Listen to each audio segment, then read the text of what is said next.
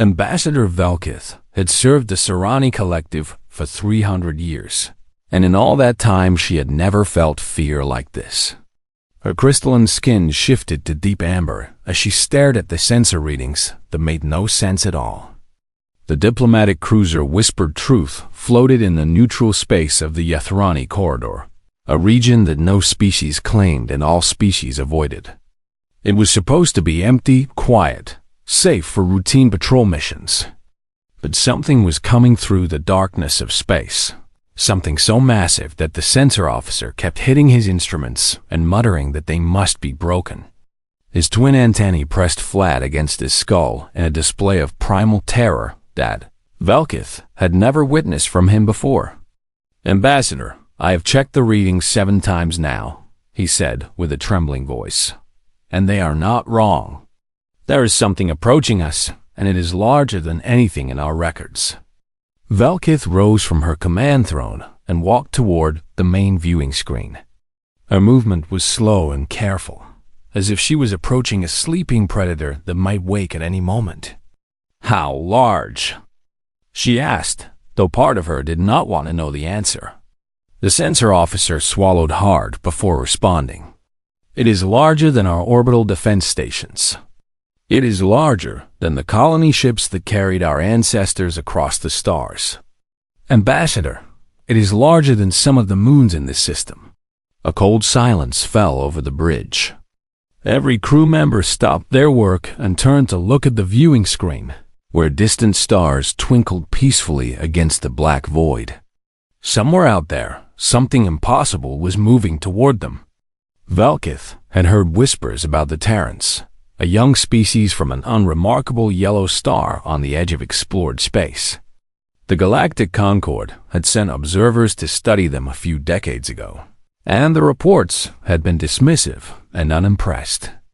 The humans were clever but primitive, the observers had written, barely capable of traveling between their own planets, certainly no threat to the great civilizations of the galaxy.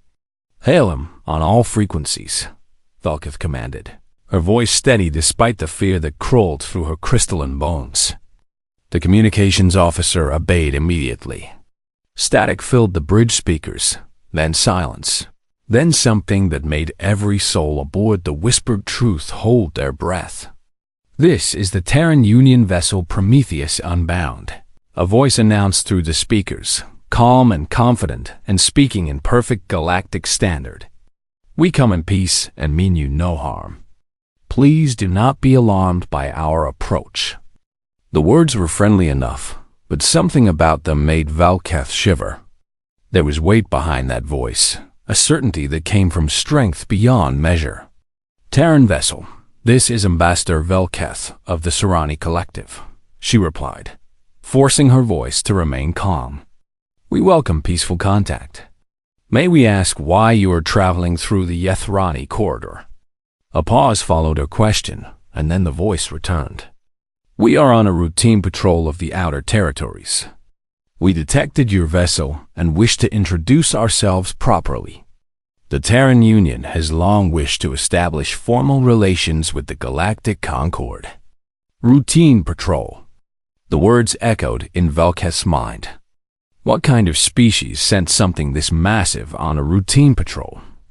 "The vessel will emerge from hyperspace in 30 seconds, the sensor officer announced, his voice barely above a whisper. Velkith turned to face the viewing screen. Around her, the bridge crew gathered closer, drawn by a mixture of curiosity and dread. The stars seemed to flicker as space itself began to bend and twist. A point of brilliant light appeared in the distance, growing larger and brighter with each passing moment. The fabric of reality seemed to tear open as something pushed through from the other side. And then the Prometheus Unbound arrived. Velkith had seen many ships in her long life. She had seen the elegant cruisers of the Serani fleet, the armored dreadnoughts of the Vethrani Empire, the living vessels of the Meridian Swarm. She had thought she understood what a warship could be. She understood nothing. The human vessel stretched across the viewing screen like a metal mountain range floating in the void. Its angular hull was covered with weapons platforms that dwarfed entire battleships. Hangar bays opened along its sides like the mouths of hungry giants, each one large enough to swallow the whispered truth whole. Towers rose from its spine, bristling with sensor arrays and communication dishes. Engine nacelles glowed with barely contained power at its rear, each one larger than the biggest stations the Serani had ever built. By the ancient stars, someone on the bridge whispered, giving voice to what everyone was thinking. Velkith tried to count the weapon emplacements and gave up after reaching 1,000. She tried to estimate the crew size and realized it must number in the tens of thousands. She tried to imagine the resources needed to build such a thing, and her mind simply refused to accept the calculations. The Prometheus Unbound was not just a ship. It was a statement written in metal and fire, a declaration that the galaxy had fundamentally misunderstood the species called humanity. "Ambassador," the communications officer said with a shaking voice, "they are requesting permission to send a diplomatic shuttle." Velkith could not tear her eyes away from the viewing screen. The human vessel hung in space like a sleeping god, patient and powerful beyond all reason. "Grant them permission," she finally managed to say, as she watched a tiny shuttle emerge from one of those massive hangar bays. Velkith understood that everything was about to change. The Galactic Concorde had spent thousands of years believing they were the masters of the stars, the greatest civilizations the universe had ever produced. They had been wrong. Somewhere out there, in that small yellow star system, the observers had dismissed as unimportant, a species had been building in secret. They had been preparing for something, creating weapons and ships that defied imagination. The question that burned in Velkith's mind was simple and terrifying. What were the humans preparing for, and did the Galactic Concorde really want to know the answer? The shuttle approached the whispered truth, and Ambassador Velkith prepared to meet the representatives of a species that had just shattered every assumption the galaxy had ever made about power. Her crystalline skin flickered with colors she could not control, shifting between amber fear and pale white terror. Whatever came next, she knew with absolute certainty that the universe would never be the same again. The news spread across the galaxy like fire through dry grass. Within 6 standard cycles, every species in the Galactic Concorde had received the censored data from the whispered truth, and panic had begun to take hold. Emergency sessions were called on 100 different worlds. Ancient enemies set aside their rivalries and gathered in the same chambers. Trade disputes and border conflicts suddenly seemed meaningless in the face of what the humans had revealed. The Great Assembly Hall on the Concorde's capital world had not been this full in over 11,000 years. Representatives from every member species filled the tiered seating, their different forms creating a colorful display of galactic diversity. High Arbiter Thomas of the Vethrani Empire stood at the central podium, his armored carapace gleaming under the chamber lights. He was old, even by the standards of his long-lived species, and he had seen many terrible things in his 6 centuries of life. But the images he was about to show the assembly made even his battle-hardened heart beat faster with fear. "Fellow representatives of the Galactic Concorde," he began, his deep voice echoing through the vast chamber. "I have called this emergency session because we face a situation unlike any in our recorded history. The humans, a species we dismissed as primitive and unimportant, have revealed themselves to possess military capability beyond anything we imagined possible." Murmurs rippled through the assembly. Some representatives leaned forward with curiosity, while others shrank back in their seats with dread. Thomas activated the holographic display system, and suddenly, the human vessel hung in the air above the assembly. Gasps and cries of shock filled the chamber as thousands of eyes took in the impossible sight. "This is the Terran vessel called the Prometheus Unbound," Thomas announced. "According to our measurements, it is 17 kilometers in length. For comparison, our largest dreadnought measures only 2 kilometers. Their smallest weapon platforms are larger than our heavy cruisers. Representative Sketh of the Meridian Swarm rose from her seat, her compound eyes reflecting the holographic image. Surely this must be some kind of trick, she clicked in her species' buzzing language. No species could build something so massive. The resources alone would be impossible to gather. I wish it were a trick, Thomas replied grimly. Our scientists have analyzed the sensor data from every possible angle. The vessel is real, it is solid, and according to Ambassador Velketh, who witnessed it firsthand, it is fully operational. Ambassador Velketh herself sat in the diplomatic section, her crystalline form still showing the stress fractures she had developed during her encounter with the human ship. She had not slept since that day, haunted by memories of that metal giant blocking out the stars. There is more, Thomas continued, his voice heavy with the weight of his next words. The humans informed Ambassador Velketh that this vessel is merely a patrol ship. They claim to have 12 such vessels in their Titan-class fleet, and they suggest that even larger ships may exist. The chamber erupted into chaos. Representatives shouted at each other in dozens of languages, demanding answers that no one could provide. How had the humans built such things? And why had the Concorde's observers failed to notice? Velketh rose from her seat and raised her hand for silence. Slowly, the chamber quieted as all eyes turned to the ambassador who had stood in the shadow of the human giant. I spoke with their captain, Velketh said, her voice carrying clearly through the sudden stillness. A human female named Elena Vasquez. She was polite and professional, and she seemed genuinely surprised that we were frightened of her vessel. Surprised that we were frightened? Someone called out incredulously. Their ship could destroy entire fleets without effort. Velketh nodded slowly, her skin shifting to pale gray as she recalled the conversation. I asked Captain Vasquez why the humans had built such enormous warships. I asked her what enemy could possibly require such overwhelming force. The chamber fell completely silent. Every representative held their breath, waiting for the answer that would change everything. She told me that the humans had enemies once, Velketh continued. Enemies that came from beyond the edges of explored space.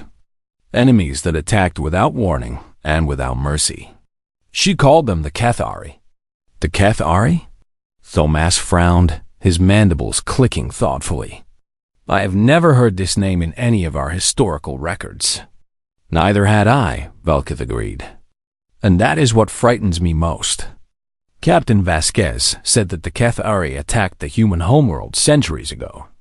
They destroyed cities, killed billions of humans, and nearly drove the species to extinction. Horrified whispers spread through the assembly. The idea of a species capable of such destruction, a species completely unknown to the Concorde, was deeply disturbing. The humans survived, Velketh continued.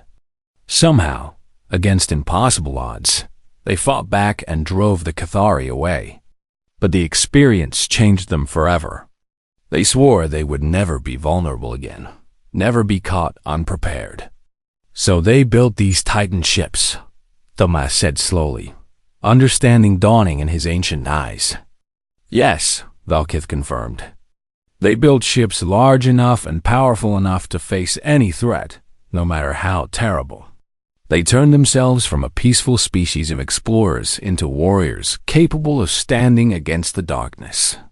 The holographic image of the Prometheus Unbound rotated slowly above the assembly. In the light of this new information, it no longer seemed like a weapon of conquest. It seemed like a shield, a desperate defense against horrors the Concorde had never faced. But why are they here? Representative Sketh demanded. Why have they come to Concorde space if their enemies are beyond the rim? Velketh's skin shifted to deep blue, the color of uncertainty. Captain Vasquez said that the humans have been watching the Concorde for many years. They see us as potential allies, species who might stand with them if the darkness ever returns. Stand with them? Thomas laughed bitterly. What could we possibly offer to a species with ships like that? Numbers, Velkith replied quietly. Resources, territory, manufacturing capacity. The humans are powerful, but they are few. They need friends, and they are hoping we might become their friends. The assembly sat in stunned silence as the weight of this revelation settled over them. The humans were not conquerors seeking to dominate the galaxy. They were survivors seeking allies against a threat that might still lurk in the darkness between stars. Thomas stared at the holographic image for a long moment before speaking again. We have much to discuss and many decisions to make. But first, I believe we must learn everything we can about these Cathari. If the humans feared them enough to build such weapons, perhaps we should fear them too. The assembly murmured in agreement, and as representatives began calling for more information and demanding answers. Ambassador Velkith sat quietly in her seat and wondered what other secrets the humans were keeping, and whether the galaxy was truly ready to hear them. Captain Elena Vasquez stood alone on the observation deck of the Prometheus Unbound, staring out at the endless stars that stretched before her. Somewhere in that vast darkness, the diplomatic convoy from the Galactic Concord was approaching, and with it came the weight of decisions that would shape the future of humanity. She was 53 years old, young by the standards of modern human medicine, but old enough to remember the stories her grandmother had told. Stories of blue skies and green forests, of cities that reached toward the clouds, of a world called Earth that existed now only in memory and pain. The door behind her opened with a soft hiss, and Commander James Okonkwo walked in with a tablet in his hands. He was her second in command, a tall man with kind eyes and a soldier's discipline. The alien delegates will arrive in 2 hours, he reported, stopping beside her at the observation window. They have sent their passenger manifests. We are receiving ambassadors from 4 different species, including Velkith from the Sarani Collective. Elena nodded slowly, but did not turn away from the stars. I remember her. She seemed intelligent and curious, not just afraid. That is a good sign. Okonkwo glanced at the tablet again before speaking. Captain, Command wants to know how much we should tell them. The admirals are divided on whether to share the full history of the Cathari War. Elena finally turned to face her old friend. There was sadness in her eyes, the kind that never fully went away. They need to know the truth, James. If we lie to them or hide things from them, they will never trust us. And we need their trust more than they realize. Some of the admirals worry that the truth will frighten them too much, Okonkwo admitted. They think the Concord species will panic if they learn what really happened. They should panic, Elena said quietly. We all should, because the Cathari are still out there somewhere, and pretending otherwise will not make us safe. She turned back to the window, her reflection ghostly against the backdrop of stars. Memories flooded through her mind, images from history lessons and old recordings, the terrible legacy that every human child learned before they could walk. The Cathari had come without warning on a spring morning 200 years ago. Their ships had appeared in the sky above Earth like angry gods, blocking out the sun with their massive swarm vessels. No one had known they were coming. No one had prepared any defense. The first attacks had destroyed the great cities in minutes. New York, Tokyo, London, Mumbai, all of them burned in nuclear fire as the Cathari demonstrated their power. Billions of humans died in the first day alone, their screams echoing across a planet that had never known such horror. The Cathari themselves were insectoid creatures, each one the size of a large dog, but they fought in swarms of millions. They had no interest in communication or negotiation. They simply consumed everything in their path, stripping planets bare of resources and life. For 3 terrible years, humanity had fought for survival.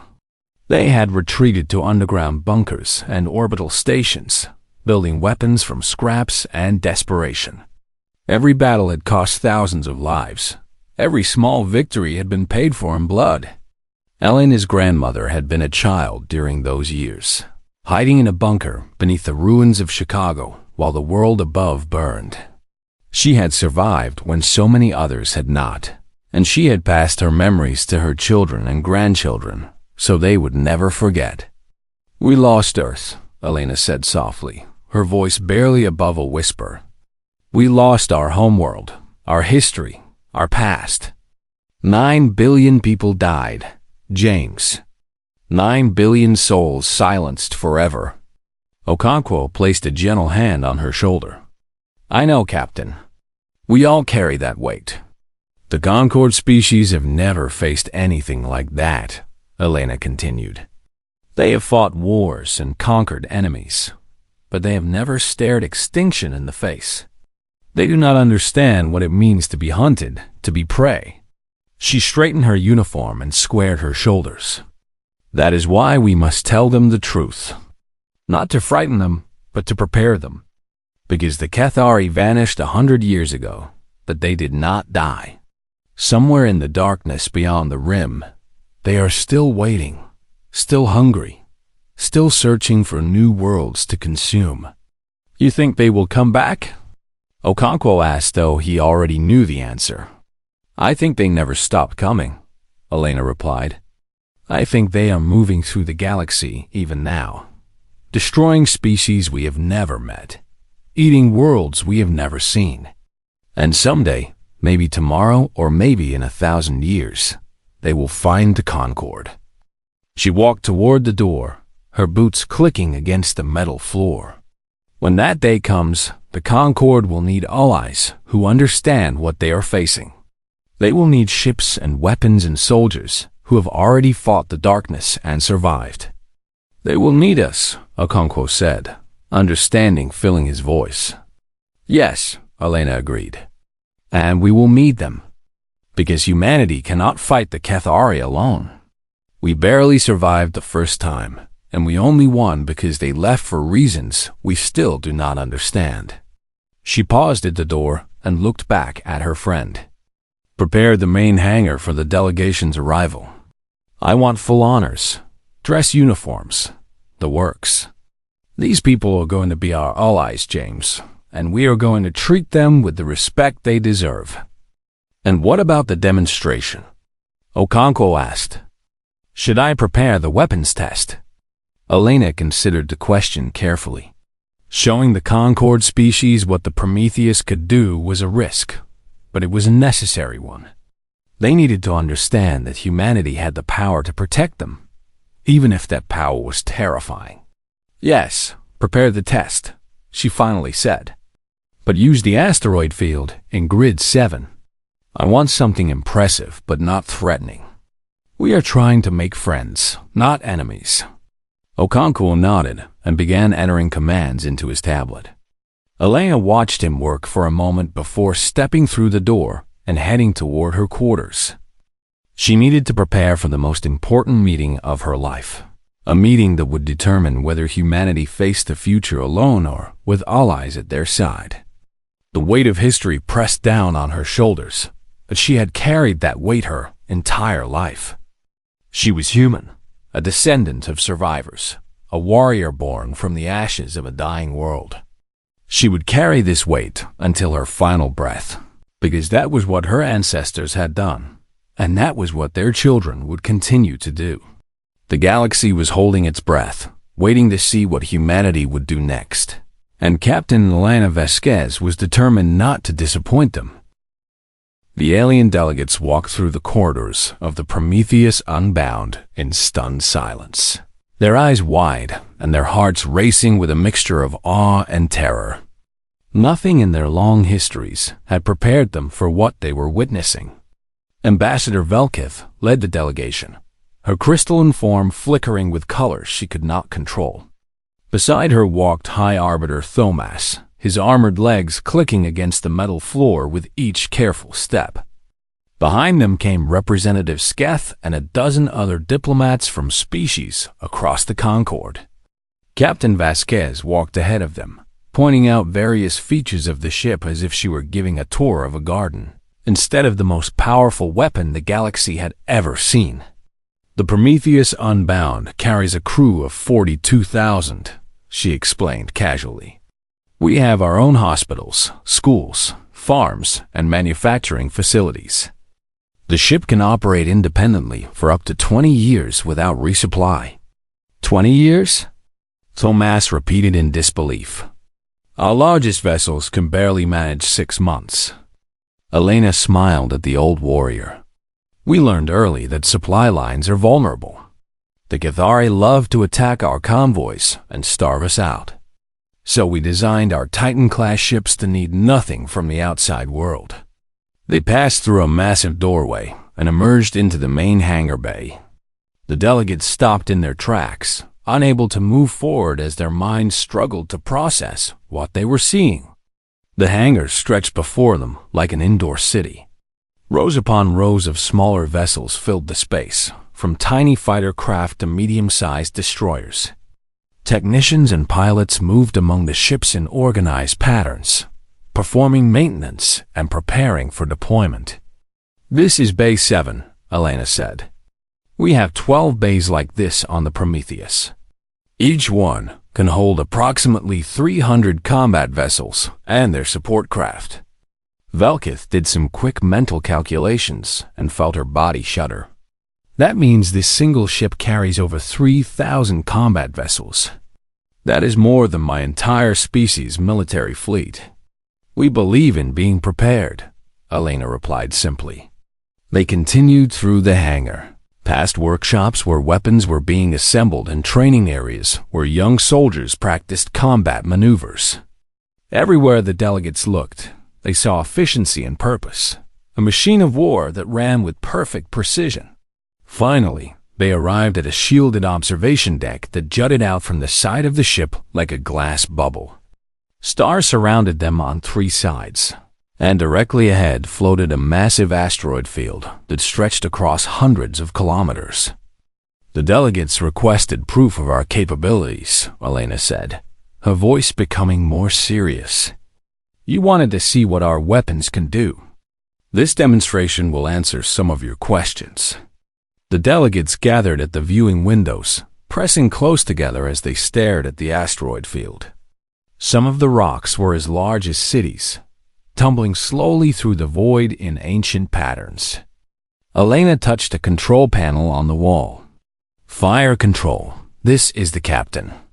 Prepare primary batteries for demonstration firing. Target the asteroid field in grid 7. A voice responded through hidden speakers. Understood, Captain. Primary batteries charging. Ready to fire on your command. Thomas stepped closer to Elena, his old eyes narrowing. Primary batteries. How powerful are we talking about? Elena met his gaze calmly. We will be firing at 1% of maximum power.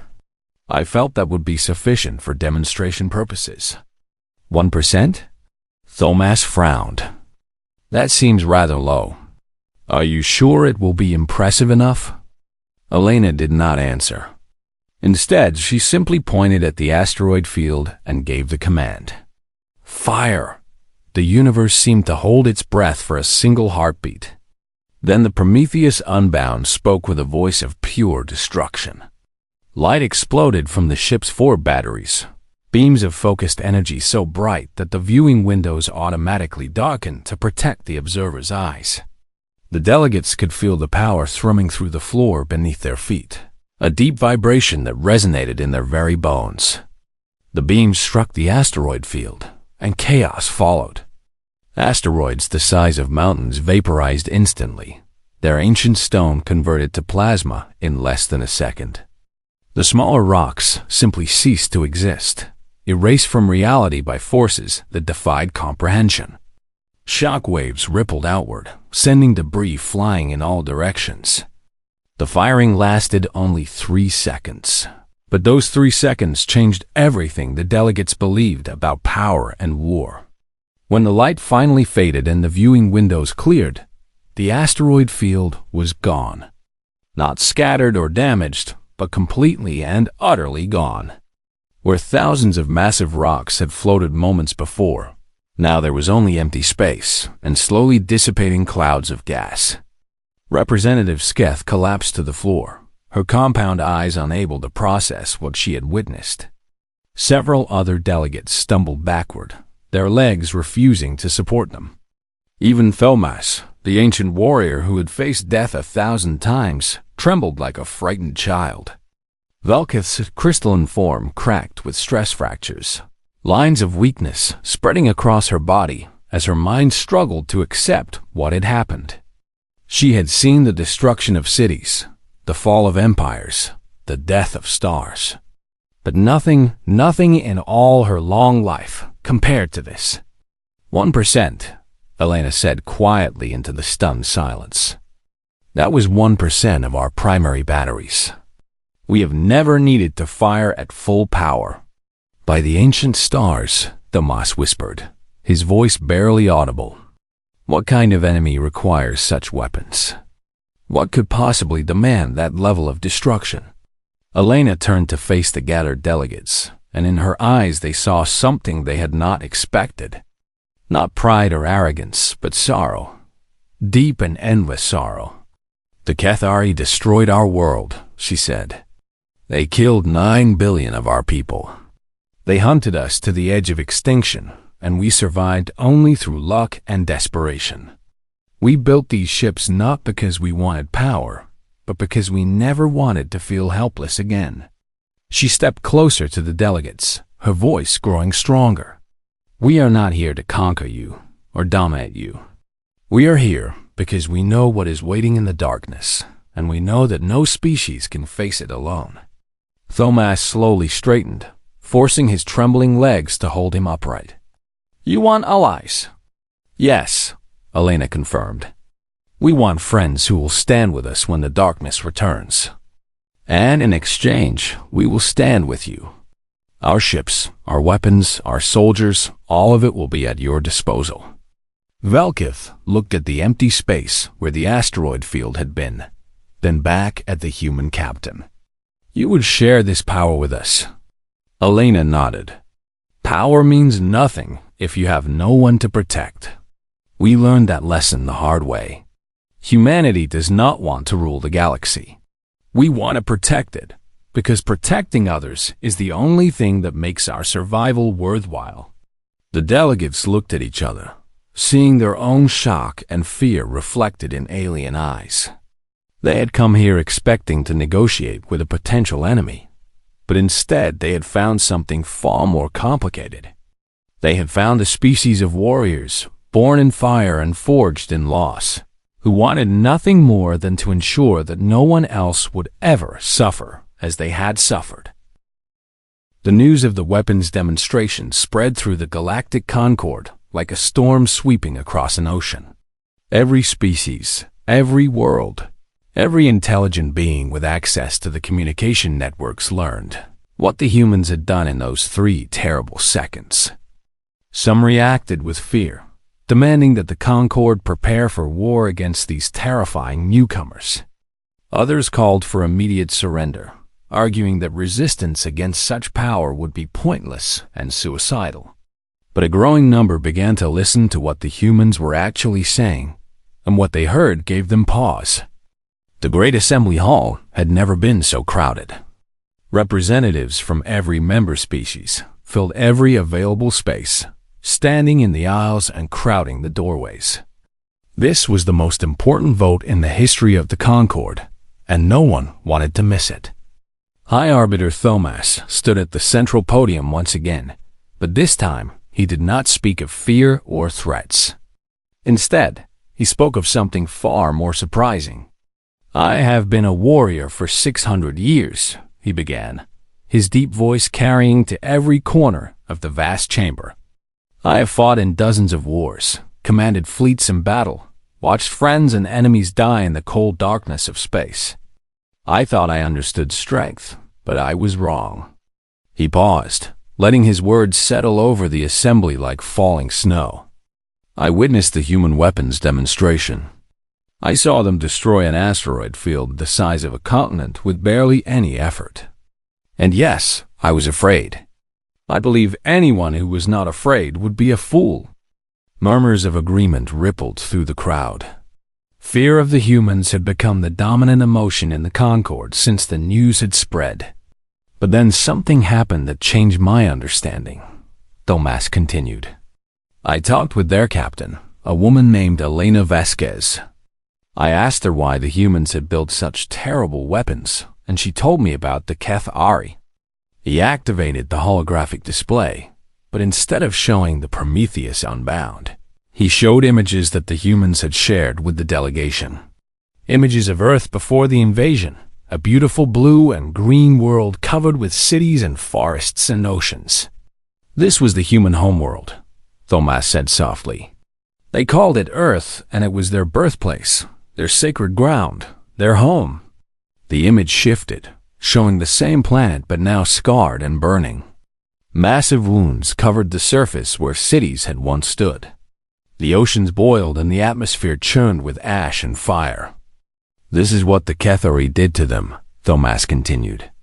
They came without warning, attacked without mercy, and killed 9 billion humans in a matter of years. The survivors fled to the stars, refugees in their own galaxy, hunted by an enemy that wanted nothing less than their complete extinction. Gasps and cries of horror filled the assembly. The delegates stared at the images of destruction, finally understanding the weight of history that the humans carried. The humans did not build their Titan ships because they wanted to conquer, Thomas said, his voice rising with emotion. They built them because they were terrified. They built them because they never wanted to be prey again. They built them to protect the survivors, the children born after the fall of Earth, the future generations who deserve to live without fear. He turned to face the assembly directly, his ancient eyes burning with conviction. And now they have come to us, not as conquerors, but as potential allies. They offer us their strength, their weapons, their protection. All they ask in return is friendship. Ambassador Velkith rose from her seat, her crystalline form now healed and shimmering with new colors. The humans believe the HFY are still out there somewhere. They believe the threat has not passed, only retreated. If they are right, then the Concorde may face the same horror that nearly destroyed humanity. Which is exactly why we need this alliance, Thomas declared. Alone, any of our species would fall before an enemy like the HFY. But together, with the humans and their Titan ships standing beside us, we might survive. The debate that followed was fierce and passionate. Some argued that accepting the alliance meant becoming dependent on human protection. Others worried that the humans might turn against them someday. A few suggested that the HFY might not even exist, that the humans had invented the threat to manipulate the Concorde. But in the end, when the vote was finally called, the decision was clear. The Galactic Concorde would accept a human alliance. 6 months later, Ambassador Velkith stood on the bridge of the Prometheus Unbound, watching as the largest joint fleet in galactic history formed around the massive human vessel. Ships from a dozen different species had gathered for this moment. Serani cruisers with their elegant crystalline hulls, Vethrani dreadnoughts bristling with weapons, Meridian swarm carriers humming with organic energy, and many others, each one representing a species that had chosen to face the unknown together. Captain Vasquez stood beside Velkith, her human face showing a mixture of pride and hope. Ambassador, I never thought I would see this day. For so long, humanity has been alone. We have carried the weight of our history by ourselves, never knowing if anyone would stand with us. Velkith's skin shimmered with pale gold, a color that represented hope in her species. You are not alone anymore, Captain. The Concorde has chosen to walk beside you, whatever may come. Elena smiled, and for a moment she looked younger, lighter, as if some of the weight on her shoulders had finally been lifted. The patrol route takes us beyond the edge of Concorde space. We will be entering unknown territory, searching for any sign of the Kethari or other threats. "I know," Velkith replied, "and I confess that I am terrified. But somehow, standing on this ship, surrounded by allies who have chosen to face the darkness together, I find that my terror is mixed with something else." "What is that?" Elena asked. Velkith considered the question carefully before answering. "Hope. For the first time in many years, I feel genuine hope that the future might be better than the past." Elena nodded slowly, understanding exactly what the ambassador meant. "That is why we do this. That is why we build our ships and train our soldiers and prepare for wars we hope will never come. Because hope is worth fighting for." She turned to her crew and raised her voice. "All hands, prepare for departure. Set course for the outer territories. Maximum patrol speed." The Prometheus Unbound hummed with power as its massive engines came to life. Behind it, 100 Allied vessels followed, their crews nervous but determined. They were sailing into the unknown, facing threats they could barely imagine. But they were not sailing alone. As the fleet disappeared into the darkness between stars, Ambassador Velkith stood at the observation window and watched the familiar stars fade away. Somewhere ahead lay danger and mystery, and perhaps the terrible enemies that had nearly destroyed humanity. But somewhere ahead also lay the possibility of a future built on friendship and shared purpose, a galaxy united not by conquest, but by common cause. The stars had held their breath when the first Titan appeared. They had trembled with fear at the display of human power. But now, as the joint fleet ventured into the darkness, the stars began to breathe again, because they understood that the humans had not come to dominate the galaxy. They had come to protect it, and that made all the difference in the universe.